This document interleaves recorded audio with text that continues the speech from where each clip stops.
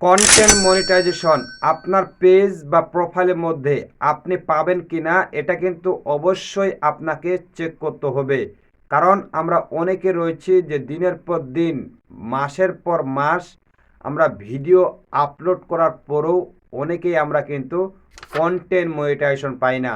তাই আপনাকে জানতে হবে আপনি যে পেজ বা প্রোফাইলের মধ্যে কাজ করছেন সে পেজ বা প্রোফাইলে আদৌ কন্টেন্ট মনিটাইজেশন পাওয়ার কোনো সুযোগ রয়েছে কি না।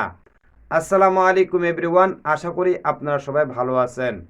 আজকের এই ভিডিওটি খুবই গুরুত্বপূর্ণ, বিশেষ করে যারা ফেসবুক পেজ বা প্রোফাইলের মধ্যে কাজ করে থাকেন। বর্তমান সময়ে ফেসবুকের মাধ্যমে অনেকে কিন্তু লক্ষ লক্ষ টাকা ইনকাম করছেন।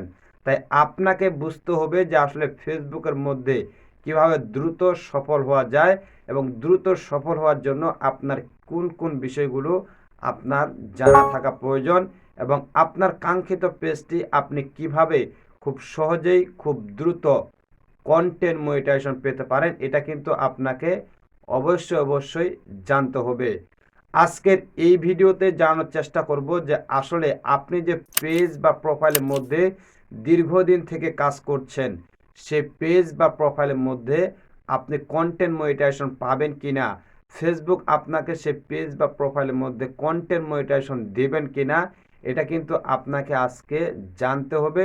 যদি আপনি জেনে থাকেন বা আপনার পেজের মধ্যে আপনি পাবেন কি না এটা যদি আপনার জানা থাকে, তবে কিন্তু আপনি কাজ করে সে পেজের মধ্যে আপনি সফলতা অর্জন করতে পারবেন।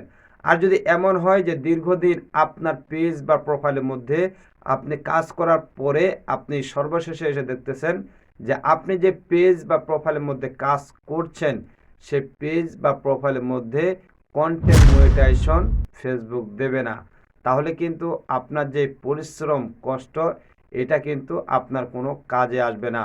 তাই চলুন আজকের এই ভিডিওতে আপনাদেরকে একবার লাইভ প্রুফ দেখাবো যে আপনার পেজ অর্থাৎ আপনি যে পেজের মধ্যে কাজ করছেন সে পেজে আসলে আপনি কন্টেন্ট মনিটাইজেশন পাবেন কিনা, ফেসবুক আপনাকে কন্টেন্ট মনিটাইজেশন দেবে কিনা।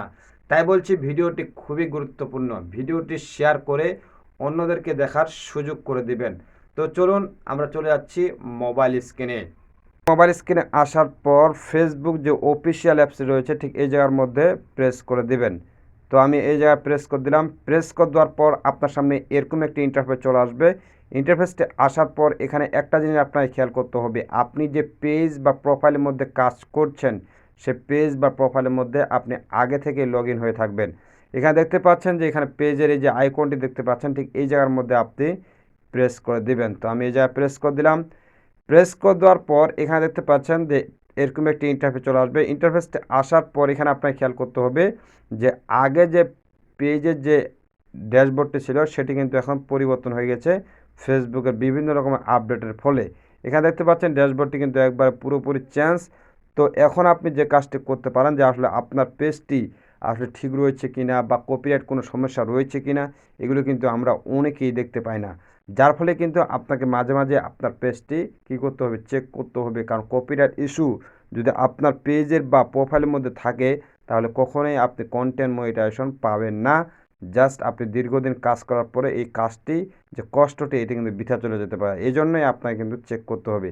আর এটি চেক করার জন্য আপনি যে কাজটি করবেন, এই যে এখানে দেখতে পাচ্ছেন যে প্রফেশনাল ড্যাশবোর্ড, ঠিক এই প্রফেশনাল ড্যাশবোর্ডের মধ্যে প্রেস করে দেবেন। তো আমরা এই জায়গায় প্রেস করে দিলাম।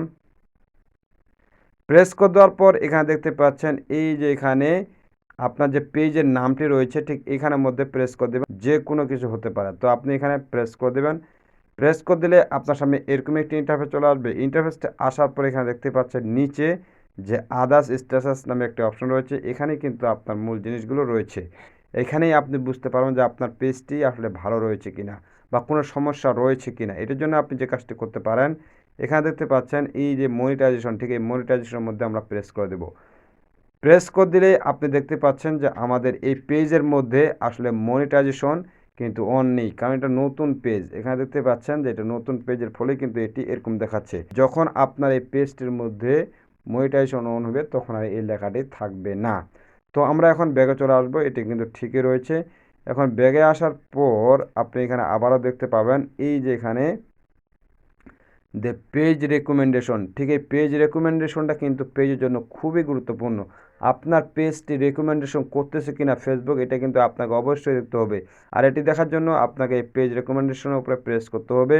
প্রেস করার পর দেখতে পাচ্ছেন যে আপনার পেজটি কিন্তু কী বলতেছে, রেকমেন্ডেবল, মানে আপনার পেজটি রেকমেন্ডেশন করতেছে। এবং তার নিচে দেখতে পাচ্ছেন আপনি অনেকগুলো অপশন, এই যে এখানে দেখেন এটি কিন্তু খুবই গুরুত্বপূর্ণ। এই যে পেজ স্ট্যাটাস নামে কিন্তু একটি অপশন রয়েছে, এই পেজ স্ট্যাটাসের মধ্যে আপনাকে কিন্তু কী করতে হবে, প্রেস করতে হবে। তো আমরা এই পেজ স্ট্যাটাসের মধ্যে প্রেস করে দিলাম।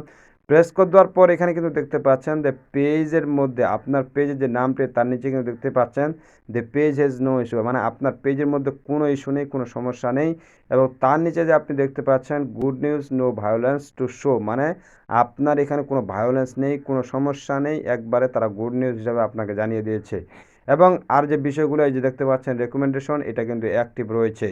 আর এই যে এখানে নট এলিজেবল, মানে তার মানে আমার এই পেজের মধ্যে মনিটাইজেশন নেই, যার কারণে এখানে নট এলিজেবল দেখাচ্ছে। যখন আপনার মনিটাইজেশনটা অন হয়ে যাবে তখন কিন্তু এটি এলিজেবল দেখাবে। তো এই জিনিসগুলো আপনার কিন্তু অবশ্যই আপনাকে খেয়াল করতে হবে যদি আপনি ফেসবুকের মধ্যে কাজ করে থাকেন।